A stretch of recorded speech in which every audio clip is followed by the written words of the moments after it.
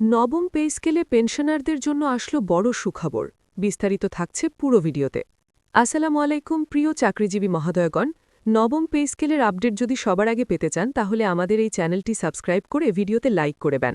নবম পে স্কেলে পেনশনারদের জন্য যে বড় সুখবরটি এসেছে সেটি শুধু একটি আর্থিক ঘোষণাই নয়, এটি লক্ষ লক্ষ অবসরপ্রাপ্ত মানুষের জীবনে স্বস্তি, সম্মান ও নিরাপত্তার নতুন অধ্যায়।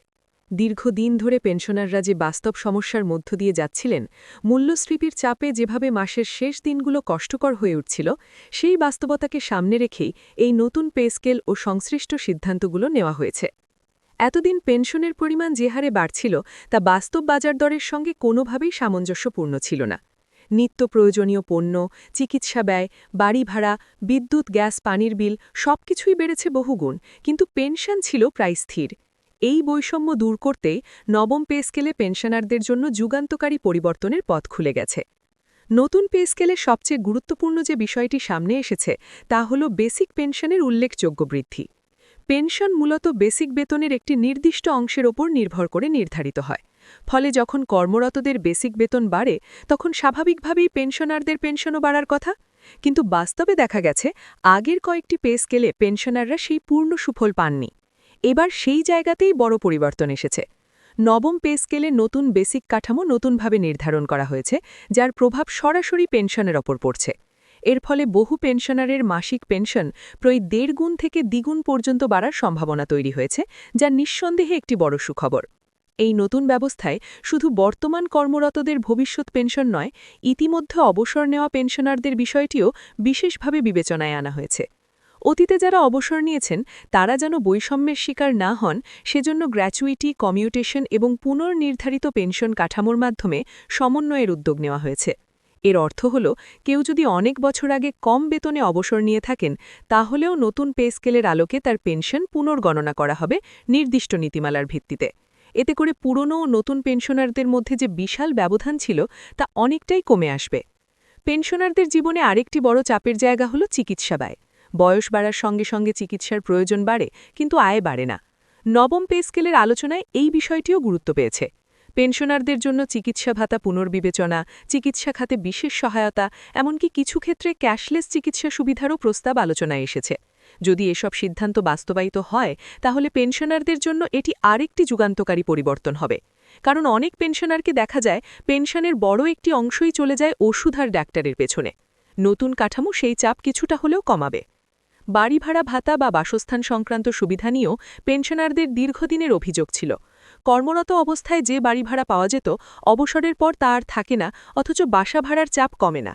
নবম পে স্কেলের আলোচনায় এই বিষয়টি নতুনভাবে এসেছে।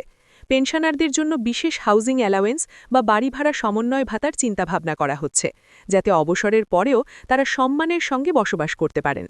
যদিও এটি এখনও পুরোপুরি বাস্তবায়নের পর্যায়ে যায়নি, তবে নীতিগত সিদ্ধান্তে বিষয়টি অন্তর্ভুক্ত হওয়াই পেনশনারদের জন্য বড় আশার খবর।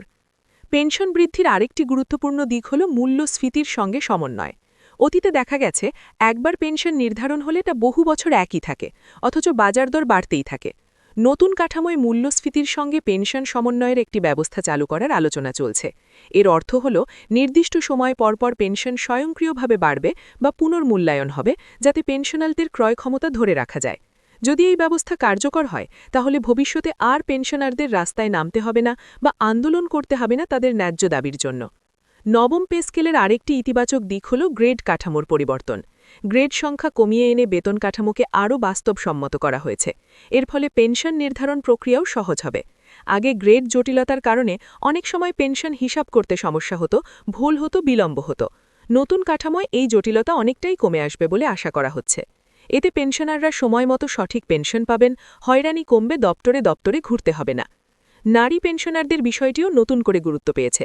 অনেক নারী কর্মজীবনের শেষ দিকে বা পারিবারিক কারণে চাকরিতে বিরতি নিয়েছেন, যার প্রভাব পড়েছে তাদের বেতন ও পেনশনের ওপর। নতুন নীতিমালায় এসব বিষয় বিবেচনায় এনে কিছু ক্ষেত্রে বিশেষ সুবিধা দেওয়ার কথা বলা হয়েছে। এর ফলে নারী পেনশনাররা আর্থিকভাবে আরও নিরাপদ বোধ করবেন, যা সামাজিক দিক থেকেও অত্যন্ত গুরুত্বপূর্ণ। পারিবারিক পেনশন বা উত্তরাধিকারীদের পেনশন নিয়েও নবম পে স্কেলে ইতিবাচক বার্তা এসেছে। কোনো পেনশনার মৃত্যুবরণ করলে তার পরিবার যেন আর্থিক সংকটে না পড়ে, সেজন্য পারিবারিক পেনশনের হার ও মেয়াদ পুনর্বিবেচনা করা হয়েছে। এতে করে পেনশনাররা নিজেরাও মানসিকভাবে নিশ্চিন্ত থাকবেন যে তাদের অনুপস্থিতিতেও পরিবার অন্তত ন্যূনতম নিরাপত্তা পাবে। সব মিলিয়ে বলা যায় নবম পে স্কেল পেনশনারদের জন্য যে সুখবর এসেছে তা কেবল কয়েকশো টাকা বাড়ার খবর নয়, এটি একটি দৃষ্টিভঙ্গির পরিবর্তন, যেখানে অবসরপ্রাপ্ত মানুষদের বোঝা নয় বরং রাষ্ট্রের সম্মানিত নাগরিক হিসেবে দেখা হচ্ছে। যারা জীবনের সেরা সময়টা দেশের সেবা দিয়েছেন, প্রশাসন চালিয়েছেন, শিক্ষা দিয়েছেন, চিকিৎসা দিয়েছেন, নিরাপত্তা দিয়েছেন, তাদের প্রতি কৃতজ্ঞতার বহিঃপ্রকাশ হিসেবেই এই সিদ্ধান্তগুলোকে দেখা যায়।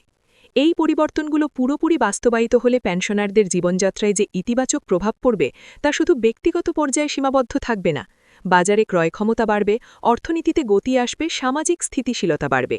কারণ পেনশনাররা যখন নিশ্চিন্ত থাকেন তখন পুরো পরিবার এমনকি পুরো সমাজই উপকৃত হয়। তাই নবম পে স্কেল এই বড় সুখবর পেনশনারদের জন্য যেমন আনন্দের, তেমনি দেশের সামগ্রিক অর্থনৈতিক ও সামাজিক কাঠামোর জন্যও এটি একটি গুরুত্বপূর্ণ।